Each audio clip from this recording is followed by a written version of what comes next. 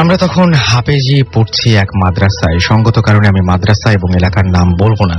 তো দিন ভালোই চলছিল। ওই এলাকার একটি রীতি ছিল, কোনো বাড়িতে যদি কোনো লোক মারা যায় তবে ওই মৃত লোকের বাড়ি থেকে যে কোনো একজন হাফেজকে এক নাগাড়ে 40 দিন খাবার সরবরাহ করা হতো। তাই যদি কোনো লোক মারা যেত তবে ওই মাদ্রাসা থেকে একজন হাফেজ মৃত লোকের বাড়িতে 40 দিন 3 বেলা খেতে যেত। হঠাৎ ওই মাদ্রাসায় একজন নতুন ছাত্রের আগমন ঘটল, কিন্তু ঘটনাক্রমে তাকে জায়গির অর্থাৎ লজিং নেয়ার মতো কোনো লোক পাওয়া গেল না। তাই সে বাধ্য হয়ে প্রথম দিন কোনোভাবে অন্য ছাত্রদের কাছ থেকে খাবার খেল। সবচেয়ে আশ্চর্যজনক ব্যাপার হলো, তার পরের দিনই ওই এলাকায় একজন লোক মারা গেল। ফলে 40 দিনের জন্য নতুন ছাত্রটির খাওয়া দাওয়ার ব্যবস্থা হয়ে যায়। 40 দিন চলে গেলেও তার লজিং এর কোনো ব্যবস্থা হলো না। তার পরের দিনই অর্থাৎ 41 দিনের মাথায় আরেকজন লোক মারা যায়। ফলে আবারও 40 দিনের জন্য থাকা খাওয়ার ব্যবস্থা হয়ে গেল, আবারও লজিং এর ব্যবস্থা হলো এবং আবারও 41 দিনের মাথায় আরেকজন লোক মারা যায়।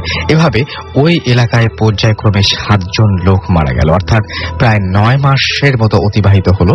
এই অবস্থায় ওই মাদ্রাসার সুপার অর্থাৎ প্রধান হুজুর একটি স্বপ্ন দেখলেন। স্বপ্নে তিনি দেখলেন যে একটি কণ্ঠ তাকে বলছে যে আপনাদের মাদ্রাসায় যে নতুন ছেলেটি এসেছে সে ভবিষ্যতে একজন সেই রকম ধরনের একজন ইমানদার একজন বা বিশেষ কেউ একজন আর কি। তিনি বলছেন যে এভাবে তার এই জন্যই আল্লাহ তার খাওয়া দাওয়ার ব্যবস্থা করছেন। পরের দিন সকালে ওই সুপার এলাকার চেয়ারম্যান এবং গণ্যমান্য লোকদের ডেকে ওই ছেলেটির লজিং এর ব্যবস্থা করেন এবং সমস্ত ব্যাপারটি সবার কাছে লুকিয়ে রাখেন। পরে তিনি ওই ছাত্রটিকে ডেকে তাকে পরীক্ষা করেন এবং ঘটনার সত্যতা প্রমাণিত হয়।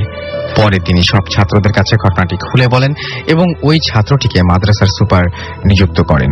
আশ্চর্য হলেও সত্য, পরবর্তী 2 বছরে ওই এলাকায় আর একটি লোকও মারা যায়নি। এই ছিল হুজুরের ঘটনা। পরের দিন সকালে ফজর নামাজ পড়তে তিনি চলে যান। তারপর আমাদের যা ঘটে তা 29 রমজানের রাতে। বলে রাখি, নিয়ম হলো যারা ইত্তেকাফে থাকবে তারা বিজোড় রাত্রিতে ইবাদতে কাটাবে।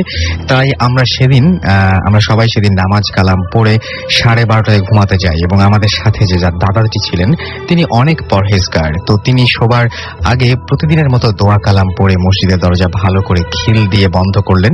সবাই শুয়ে পড়ল, তবুও আমরা ঘুমালাম না, বরং না ঘুমিয়ে তাসবিহ তেলাওয়াত করছিলাম। পুরো মসজিদে পিন পতন নীরবতা। এমন সময় হঠাৎ করে ঠাস করে একটা শব্দ, মসজিদের দরজা খুলে গেল। বাইরে লাইট জ্বালানো ছিল। লাইটের আলোয় আমরা দেখতে পেলাম অনেকগুলো ছোট ছোট কি যেন মসজিদে ঢুকছে। আমাদের কারো সাহস হলো না দরজা বন্ধ করে আসার। দাদা গিয়ে দরজা বন্ধ করে আসলেন। ঠিক কিছুক্ষণ পর পুরো মসজিদে একটি সুবাস ছড়িয়ে পড়ল। তারপর আমরা সবাই একসাথে অনেক কালাম পড়ার শব্দ শুনতে পেলাম এবং অনেকক্ষণ পর গুঞ্জন থামলো। এবারও দরজা খুলে গেল, কিন্তু কোনো শব্দ হলো না। এবার আমরা স্পষ্ট দেখলাম অনেকগুলো ব্যাঙ বেরিয়ে গেল মসজিদ থেকে। তারপর আমরা সবাই উঠে পড়লাম এবং লাইট জ্বালালাম। দেখলাম 3টা বাজে।